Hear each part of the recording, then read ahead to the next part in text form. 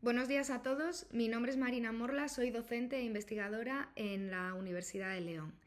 En primer lugar, me gustaría agradecer a los organizadores del Congreso la oportunidad de traer al mismo una de mis últimas investigaciones que está unida a la línea en la que trabajo en profundidad relativa a aspectos jurídicos y éticos de la medicina personalizada de precisión. El título de mi intervención es Regulación de los dispositivos médico-tecnológicos a propósito del Reglamento de Inteligencia Artificial. Y con ella quiero hacer referencia a que el uso del software en medicina ya no es una cuestión de futuro, es una realidad consolidada.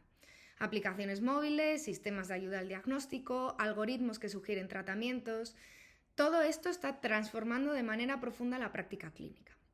Pero esta transformación obviamente no puede producirse al margen del derecho. Es necesario un marco normativo que garantice que esas herramientas sean seguras, eficaces y respetuosas con los derechos fundamentales de las personas.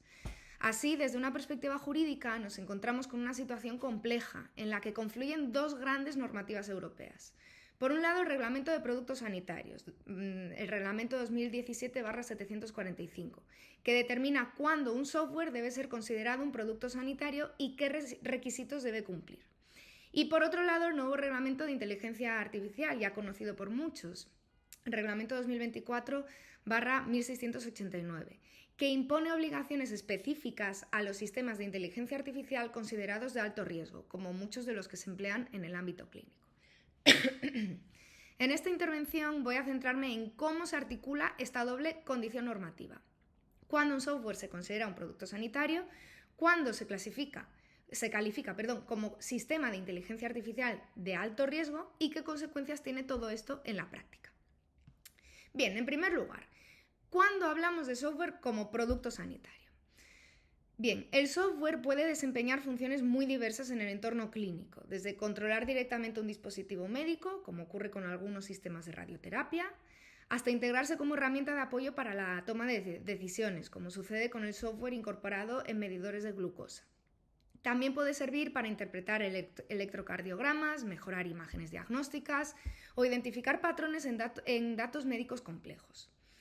Ahora bien, no todo software utilizado en contextos sanitarios se considera producto sanitario. Aquellas aplicaciones que solo permiten búsquedas simples de registros o que ejecutan funciones básicas como el correo electrónico o la planificación de personal no se incluyen en esta categoría, salvo que estén claramente orientadas a una finalidad médica prevista. La clave está precisamente en esa finalidad médica. De hecho, la guía del Medical Device Coordination Group, que en su versión de 2019 fue revisada y actualizada en el año 2025, establece que para que un software se considere Medical Device Software, es decir, un software que es producto sanitario, debe cumplir dos condiciones. Primero, encajar dentro de la definición de software que proporciona la propia guía. Y segundo, tener una finalidad incluida en la definición de producto sanitario del Reglamento de Productos Sanitarios o del Reglamento de Productos Sanitarios para diagnóstico in vitro. Además, incluso si un software no tiene una finalidad médica directa, puede ser regulable si actúa como componente o accesorio de un dispositivo médico. Por ejemplo, un software que acciona un analizador clínico automatizado o que garantiza que un dispositivo de diagnóstico opere dentro de parámetros seguros. En estos casos, el software no genera datos clínicos por sí mismo, pero es necesario para el funcionamiento del sistema y, por tanto, queda sujeto al reglamento. ¿Cómo se clasifica el software como producto sanitario conforme al Reglamento de Productos Sanitarios? Esta cuestión es muy interesante. Aquí entra en juego el anexo 8 del Reglamento de Productos Sanitarios, que regula la clasificación de productos sanitarios. En el marco actual, la clasificación del software no depende de si está integrado físicamente en un dispositivo, sino exclusivamente de su uso previsto por el fabricante. Es decir, lo que importa no es cómo se presenta el software, sino para qué sirve. La guía del Medical Device Coordination Group del año 2025 destaca especialmente dos reglas, la 3.3 y la 3.5. La regla 3.3 distingue entre software que impulsa o influye en el uso de un dispositivo médico, en cuyo caso se clasifica en la misma clase de riesgo que ese dispositivo, y software que funciona de forma independiente, en cuyo caso se clasifica de forma autónoma según su finalidad médica prevista. Cuando concurren ambos supuestos, es decir, cuando el software tiene una finalidad propia y además influye en el uso de otro dispositivo, se clasificará por su finalidad, pero nunca en una clase de riesgo inferior, y así lo dice la guía, así lo dice el anexo, a la del dispositivo asociado.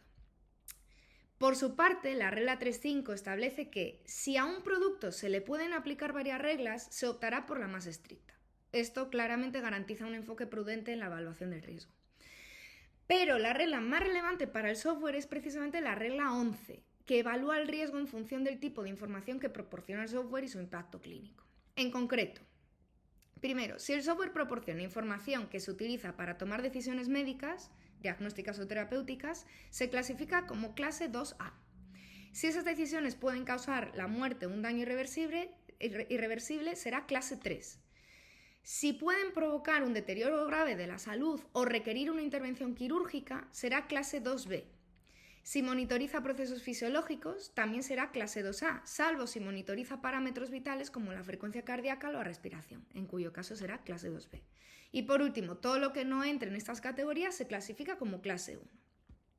Esta regla 11 se desglosa en 3 subreglas, la A, la B y la C. La A sobre decisiones clínicas, la B sobre monitorización y la C que clasifica el resto de softwares como clase 1. Esta clasificación que se establece está alineada con el enfoque del International Medical Device Regulator Forum, que combina el impacto clínico de la información con la situación del paciente.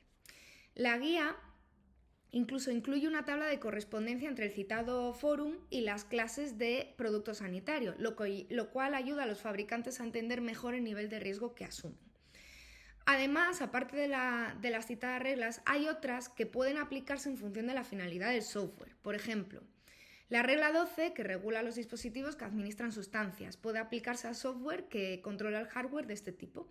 La regla 15, sobre anticoncepción o enfermedades de transmisión sexual, clasifica el software con esta finalidad como clase 2B.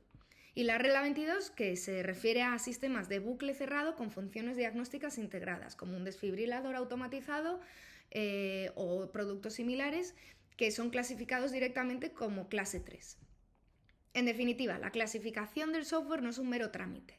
Define qué nivel de exigencia regulatoria tendrá que afrontar el fabricante en términos de evaluación de conformidad, documentación clínica, seguimiento post-comercialización y control por autoridades sanitarias. Bien, pero ahora la pregunta clave. ¿Y qué ocurre cuando ese software incluye inteligencia artificial? Bien. Cuando el software médico incorpora técnicas de inteligencia artificial, entra al juego el reglamento 2024/1689 sobre inteligencia artificial. Este reglamento adopta un enfoque basado en el riesgo y establece distintas categorías, desde sistemas prohibidos hasta sistemas de riesgo limitado o alto. En el caso del software médico, la categoría más relevante es la de sistemas de alto riesgo. El artículo 6 del reglamento establece que se consideran sistemas de alto riesgo los sistemas que forman parte de productos regulados por actos de armonización de la Unión, es decir, el reglamento de productos sanitarios, por ejemplo, y que requieren una evaluación de conformidad por un organismo notificado antes de su comercialización. ¿Qué significa esto? Pues esto significa que en la práctica todo software médico que utilice inteligencia artificial para funciones clínicas, como el diagnóstico, la monitorización o la recomendación terapéutica, será considerado como un sistema de alto riesgo de acuerdo con el reglamento de inteligencia artificial. Esta clasificación no es meramente simbólica. Implica que el software debe cumplir con una serie de requisitos jurídicos adicionales, recogidos en los artículos 9 a 15 de este reglamento. Los menciono brevemente. El artículo 9 impone la existencia de un sistema de gestión de riesgos continuo y actualizado durante todo el ciclo de vida del sistema. El artículo 10 exige garantías sobre la calidad y gobernanza de los datos para asegurar que los conjuntos de entrenamiento y prueba sean representativos, pertinentes y libres de sesgos. El artículo 11 establece una obligación de documentación técnica exhaustiva, clara y coherente, que permita evaluar el cumplimiento del reglamento. El artículo 12 obliga a conservar registros automatizados, lo que garantiza la trazabilidad de las decisiones y permite reconstruir eventos adversos. El artículo 13 exige transparencia funcional. Los profesionales sanitarios deben poder entender cómo funciona el sistema y qué limitaciones tiene. El artículo 14 impone la necesidad de una supervisión humana efectiva. El sistema nunca puede sustituir por completo al juicio clínico. Y el artículo 15 exige que el sistema sea preciso, robusto y ciberseguro, es decir, que funcione bien en condiciones reales y esté protegido frente a manipulaciones. Todos estos requisitos deben integrarse, además, con los procedimientos del Reglamento de Productos Sanitarios. Y aquí está la clave. No se trata de duplicar controles, sino de garantizar que el software cumpla de forma coherente ambas normativas. En definitiva, la clasificación como sistema de alto riesgo no cambia la clase médica del dispositivo, pero sí activa una capa adicional de responsabilidad para garantizar la seguridad algorítmica, la explicabilidad y el respeto a los derechos fundamentales. En conclusión, estamos ante una convergencia normativa compleja, pero necesaria. El software médico que incorpora inteligencia artificial representa una oportunidad extraordinaria, pero también un desafío regulatorio. Cumplir con ambos marcos, el Reglamento de Productos Sanitarios y el Reglamento de Inteligencia Artificial, no es solo una cuestión legal, es una cuestión ética. Debemos asegurarnos de que estas herramientas innovadoras operen bajo condiciones de seguridad, transparencia y control clínico, y que en última instancia sirvan para mejorar la atención sanitaria sin comprometer los derechos de las personas ni la autonomía de los profesionales. Muchísimas gracias.